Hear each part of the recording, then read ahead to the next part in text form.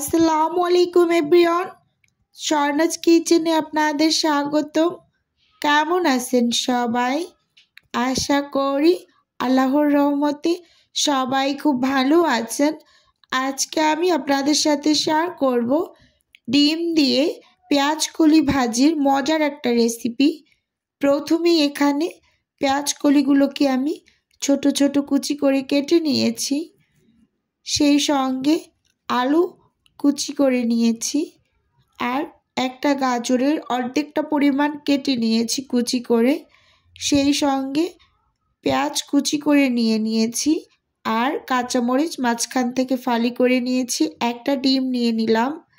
এখন চুলোতে একটা প্যান বসিয়ে দিয়েছি, আর সেই সাথে চুলোটাকে অন করে দিয়েছি।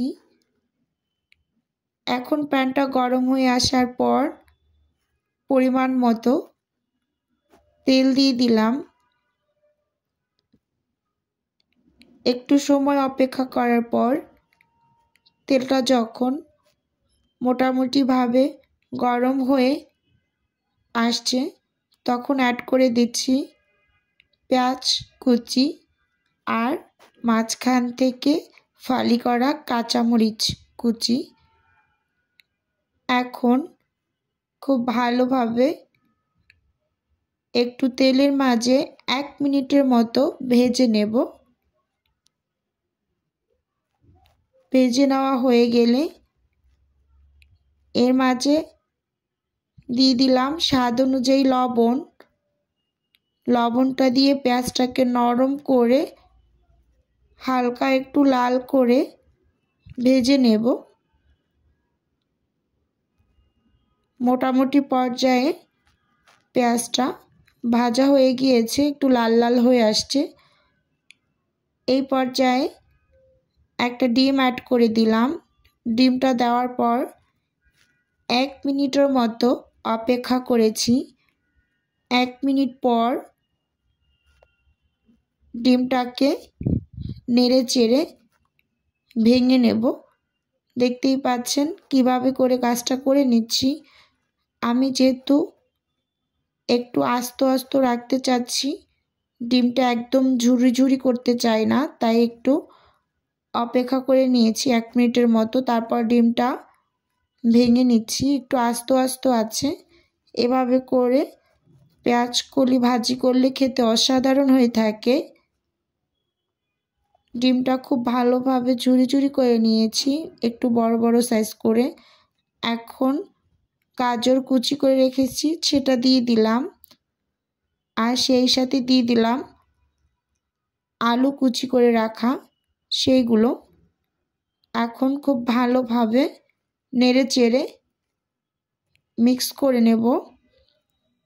দেখতেই পাচ্ছেন মিক্স করে নিচ্ছি।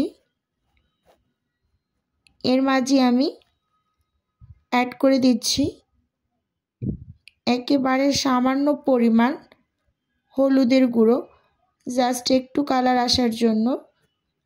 আলুতে এবং গাজরে হালকা করে, সেজন্য একটু অল্প করেই দিয়ে নিচ্ছি। আপনারা চাইলে স্কিপ করতে পারেন, এটা জাস্ট দেখা সৌন্দর্যের জন্য। এখন পেঁয়াজ কলিগুলোকে অ্যাড করে দিচ্ছি। যেহেতু পেঁয়াজ কলি সেদ্ধ হতে একেবারে খুবই কম টাইম লাগে, তাই এটা একেবারে শেষ পর্যায়ে দিবেন।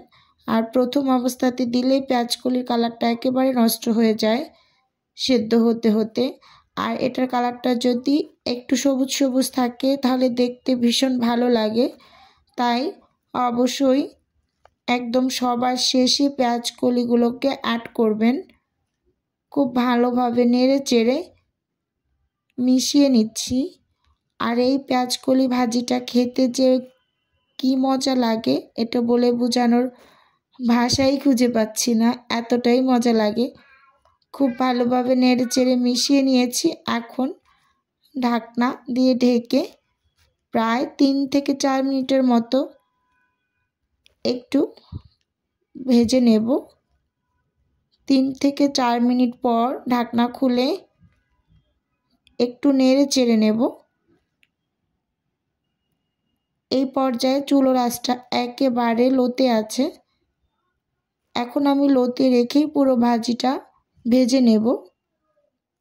একটু নেড়ে চেড়ে আবারও ঢাকনা দিয়ে ঢেকে 2-2.5 মিনিটের মতো একটু ভাজি করে নিয়েছি। এখন ঢাকনা খুলে আবারও একটু নেড়ে চেড়ে নিচ্ছি। এখন কিন্তু মোটামুটি পর্যায়ে ভাজিটা একেবারে রেডি হয়ে গিয়েছে। যেহেতু শীতের সিজন, ধনিয়া পাতা তো খেতেই হবে। এখন ধনিয়া পাতা দিয়ে দিলাম উপর থেকে, দিয়ে খুব ভালোভাবে একটু নেড়ে চেড়ে মিশিয়ে নেব। মিশিয়ে নেওয়া হয়ে গেলে চুলোটা অফ করে নামিয়ে নেব। আমার প্রিয় আপুদের এবং ভাইয়েদের কাছে একটা অনুরোধ রাখছি, ভিডিওর কোনো অংশ ভালো লাগলে চ্যানেলটি সাবস্ক্রাইব করে পাশে থাকবেন, একটা লাইক দিয়ে ভিডিও দেখা কন্টিনিউ করবেন। এই যে সার্ভ করে আপনাদের সাথে শেয়ার করছি। দেখুন মাশাআল্লাহ ভাজিটা কতটা সুন্দর হয়েছে, ভীষণ ঝরঝরে হয়েছে, কিন্তু খেতে ভালো লাগে। আপনারা একবার ট্রাই করে দেখবেন।